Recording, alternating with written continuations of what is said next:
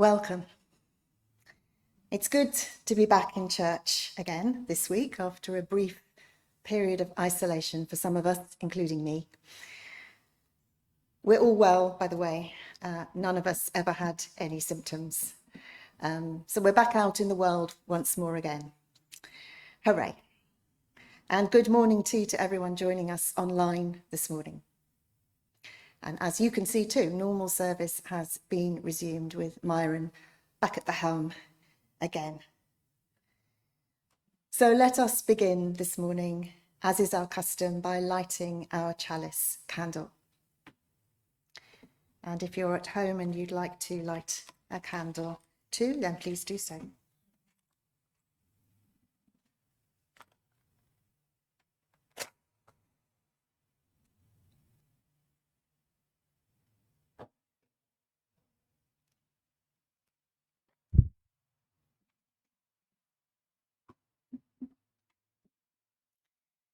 We light this flame to ignite our hearts and minds. The spark of knowledge that enlightens, the shimmering hope that burns, the blazing love that engulfs our actions, the bonfire of our commitment. We light this flame to celebrate our kaleidoscope of diversity, working, loving, and living on the side of love. For this, we light this flame.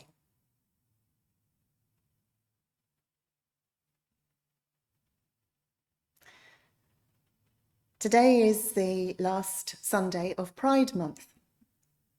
And I'm very grateful to Kate Snewin, who has helped put this service together. And Kate has chosen some of the elements, and we'll hear from her later as well. But she's chosen the first hymn, which I think is probably one that's enjoyed by many of us.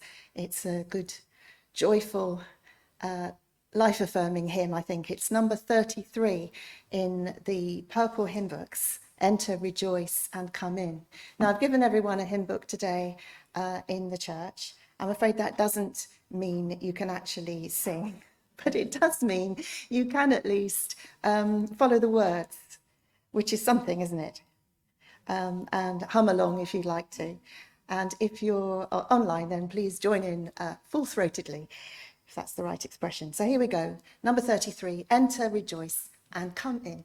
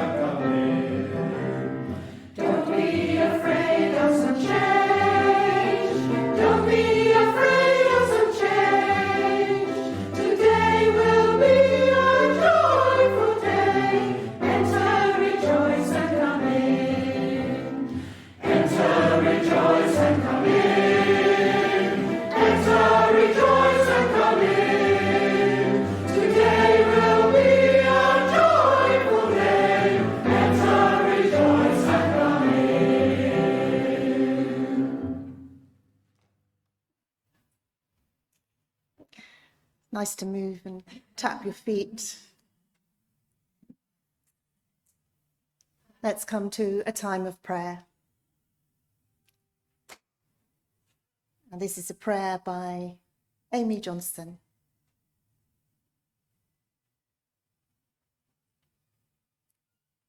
Loving Creator, beyond our understanding, yet closer than our breath.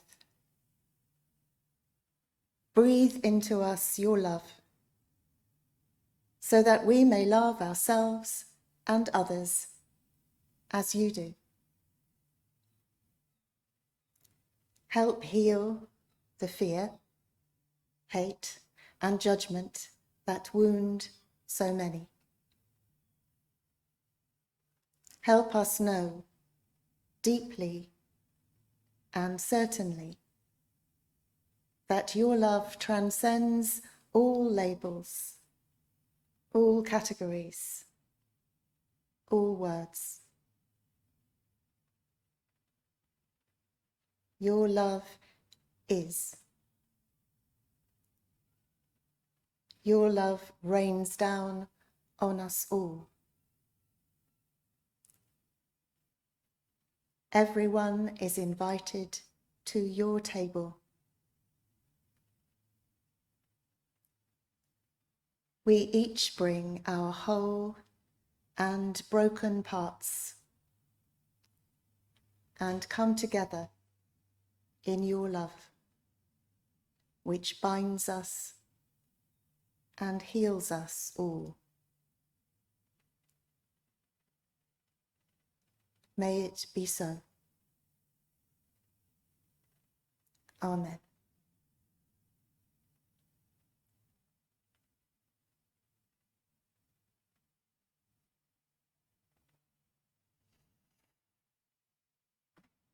Our story this morning, chosen by Kate, is The Golden Buddha Inside.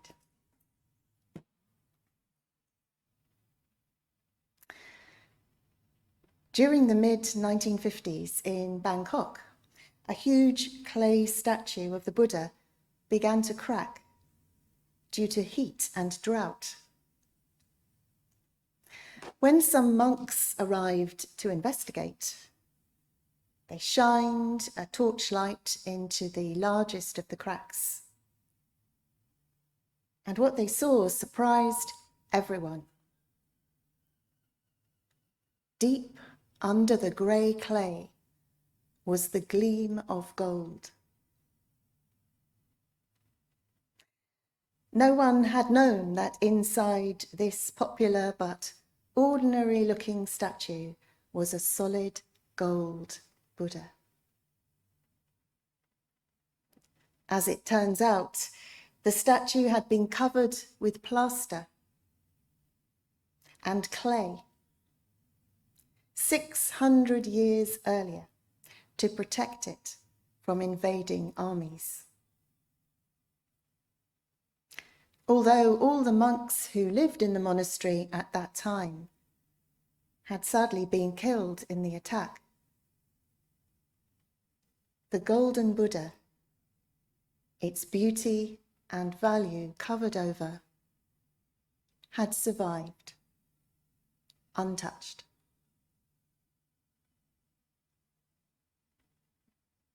The story of the Golden Buddha inside.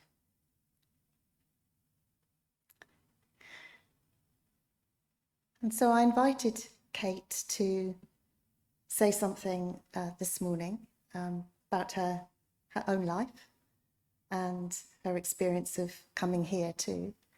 And Kate, I invite you to come up and share that with us now. Thank you. And do take your mask off so we can see and hear you. Thank you. I am a queer woman. Queer, which was once used as an old insult to hurt and wound people like me, has been reclaimed and proudly worn as a symbol of strength and unity. Why are these words important? Because this is a part of my identity, part of who I am, and how I've experienced the world. People who are heterosexual or cisgender, so those of us whose gender identity matches what we were assigned at birth, may not give a lot of thought to this part of our identity, as it's just seen as the norm, whereas those of us who are outside of that majority are given the task of coming out, of revealing ourselves to the world over and over again. As children, young people, and as adults, we ask those closest to us, family, friends, colleagues, or even strangers, to see us and accept us as we really are, something that has mixed results. Within my family, my coming out was treated as a secret to be concealed from the wider family and beyond. It's a phase were the words uttered to me at age 18, as I bravely said the words I've been flipping over in my mind again and again: I'm gay. I'd gone back and forth for years, hiding, avoiding, denying that this could really be me. I was ashamed. To be gay was not a good thing in my school. It was a stone to be hurled at any unsuspecting person who dared to be different, an accusation. I can say with joy that 18 years later, I'm a proud queer woman who, if given the choice, I would choose to be gay. I'm grateful to have someone who loves me and who I love. So why am I telling you this? Because it's Pride Month, and this is often met with denial that such a thing even needs to exist now, with murmurs of straight pride and making a fuss. And I want to tell you that up to 24% of homeless young people identify as LGBT. So that's lesbian, gay, bisexual, and transgender. For context, 2.2% of the population in the UK identify as LGB, and around 1% identify as trans. Half of LGBT people said they'd experienced depression in the last year. Almost 1 in 4 LGBT people have witnessed discriminatory or negative remarks against LGBT people by healthcare staff. A third of lesbian, gay, and bi people of faith, so 32%, and 1 in 4 trans people of faith aren't open with anyone in their faith community about their identity. Before I came to this church, I equated religion with prejudice and shame. I was overjoyed to find a congregation with such an open heart and an open mind. We should all be able to be who we are and not have to hide these parts of ourselves away. We all have gold inside of us that isn't tarnished by gender or our relationships, whatever we may have been told. We all deserve to be seen for the precious beings we are. Thank you.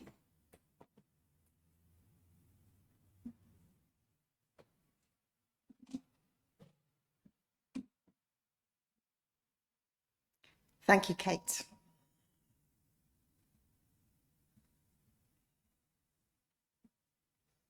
I don't want to follow that with any words of my own, except to invite us into a little silence and stillness for some contemplation, meditation, reflection. And then we'll listen to some music. And the music is actually a hymn in our purple hymn book. So for those of you I've given the hymn book to, you might want to look at the words. It's called We Are a Gentle, Angry People, but it's just going to be played, just the music is what you'll hear, not the words. So please take some time just to be still and quiet.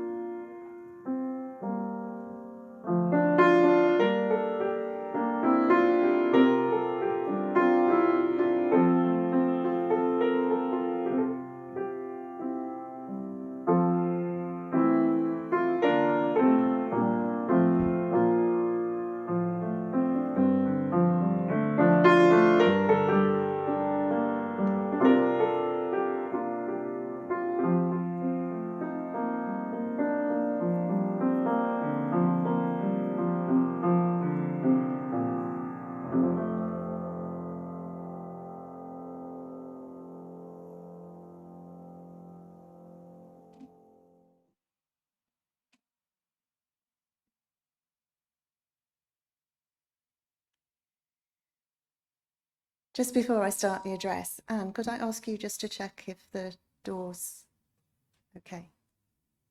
I think we need the door shut. It's all right, Anne will do it. Thanks, Greg.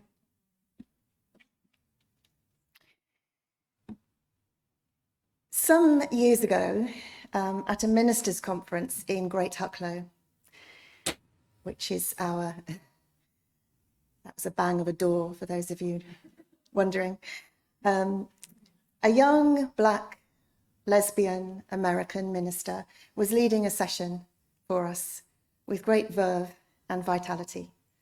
She definitely had charisma. And at one point she said quite forcefully, "We need to get the message out." And after a while, and feeling a bit stupid because presumably I was meant to know the answer to my question, I tentatively put my hand up and asked, "What is the message?" And for a moment she looked a bit nonplussed. Perhaps she did think the question was ridiculous and wondered who they were letting into ministry these days. Or perhaps she wasn't quite sure what the answer was herself. I don't know. But either way, there was a pause, just for a couple of beats, before she looked me straight in the eye and said with utter conviction, "You are loved." I think I might have fallen over backwards if I hadn't already been sitting down. I felt the power of those words land on my body, in my gut, in my heart, in my soul. I felt actually winded. You are loved. It's quite a message.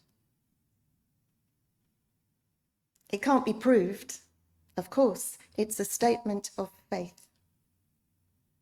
But that day, my body knew that it was true. I am loved.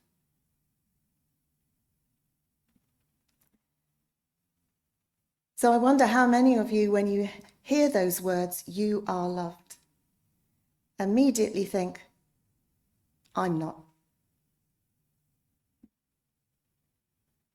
And how many of you want to ask, "Yes, but by who? Or by what? What is it that loves me? Is it God, spirit, life, the universe, my dog, my cat, my best friend, my partner?"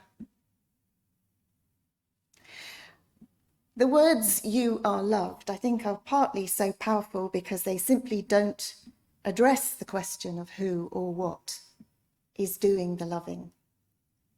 And I like that about them. Because this is a message that's not limited by your theology. And it's not contingent either on whether you have someone who loves you. And it cuts straight through who you think you are and how you've lived your life, and whether you're black or white, gay or straight, whether you think you failed or succeeded in life. It's just a plain and simple statement of faith, but I would call it also fact. It is absolutely unconditional. Take that as your starting point, it seems to say. You are already loved. You were loved before you were born, as in fact Kathy read for us last week in Anne's service. And you are loved now, regardless of the circumstances or of your beliefs. Deal with it.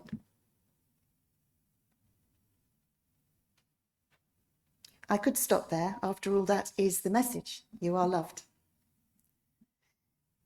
But there is more to be said because so many of us do struggle to believe it.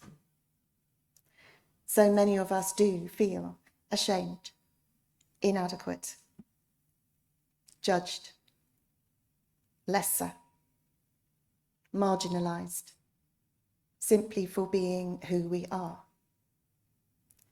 for being different, for not quite fitting comfortably into the mainstream narrative.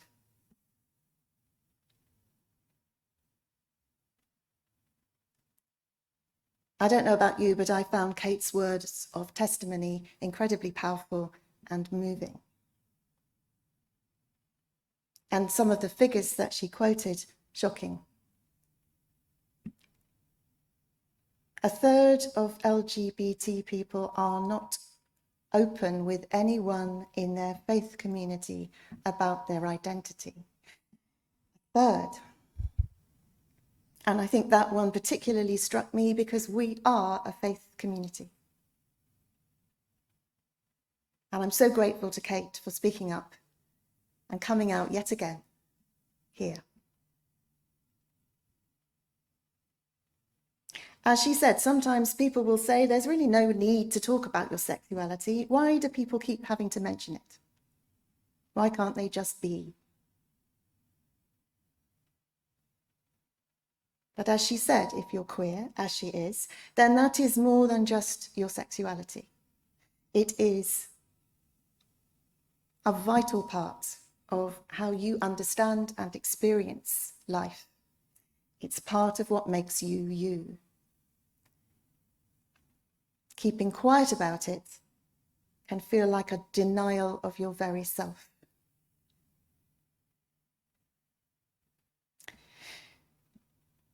Initiatives such as Pride Month and Black Lives Matter are clearly important for LGBT people and people of colour.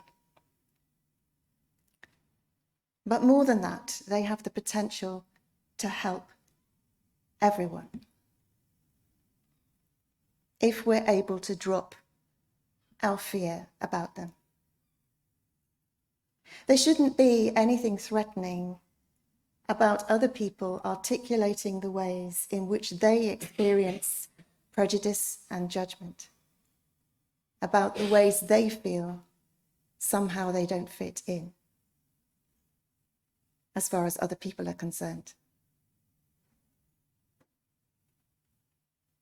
Rather, these movements can give each of us the courage to come out in our own way. Seeing another person take a leap of faith in themselves and genuine pride in who they are is a joy and a privilege. And it's an invitation for us all to be encouraged, to take heart, and to take pride in ourselves and the way we don't fit in whatever way that is.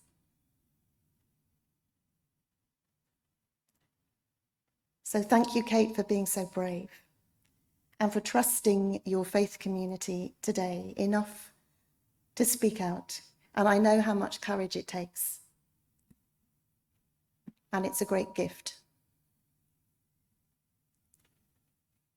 May we each find in our own ways that same courage to be honest about what makes us us.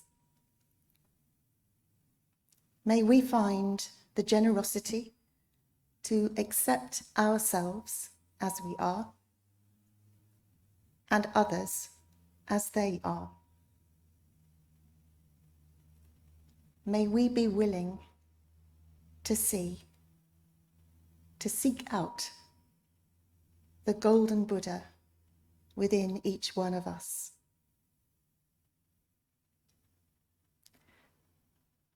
Remember the message. It's not difficult to remember. It is the starting point for every one of us. And it is perhaps the holiest and most powerful message of all. You are loved.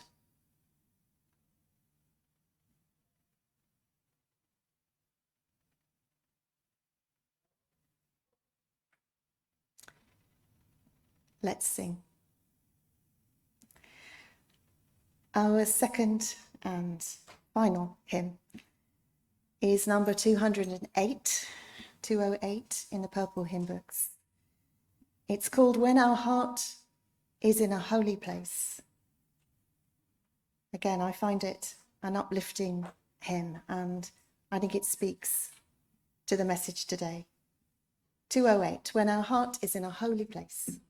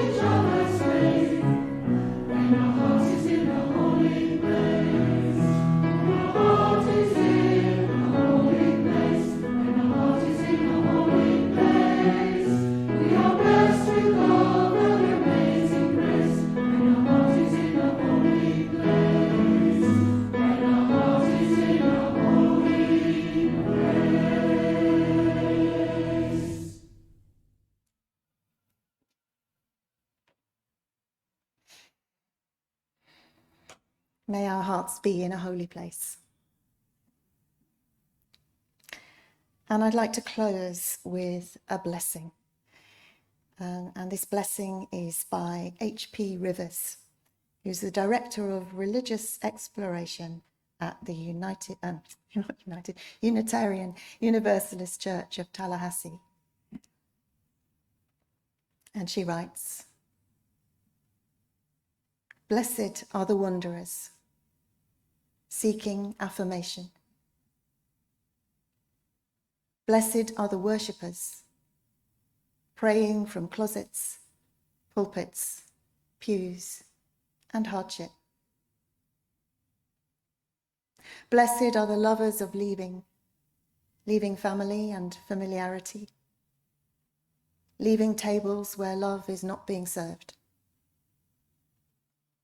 Blessed are those who stay. Blessed are those who hunger and thirst for justice, for they will be satisfied. Blessed are the queer disciples of truth, living, breathing, sacred reflections of divine love."